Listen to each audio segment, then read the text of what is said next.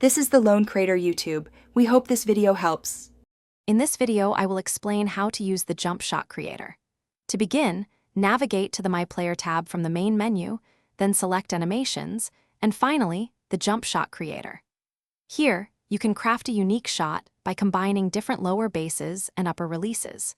Remember, your player's three-point and mid-range ratings directly influence the variety of animations available to you, so a higher rating means more choices for customization. Next, let's understand the crucial shot attributes.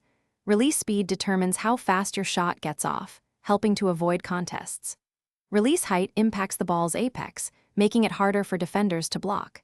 Defensive immunity is vital for maintaining your shot percentage when facing tight defense.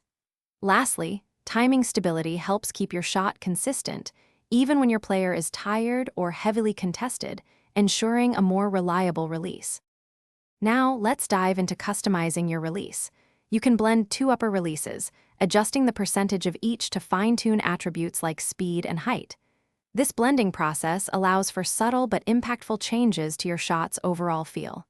Additionally, select a visual cue for your shot timing, such as jump, set point, push, or release. Each cue corresponds to a different moment in the animation, so testing them in My Court is essential to find what feels most natural for you. Finally, it's time to test and refine your creation. Once saved, equip your custom jump shot to your My Player. Head into My Court or practice mode to get a feel for your new shot.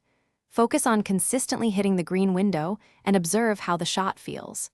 Don't hesitate to return to the creator for small tweaks to release speed or blending. Remember, timing can vary slightly across different game modes, so practice in the environments you play most often. Thanks for watching. Consider subscribing if we helped you.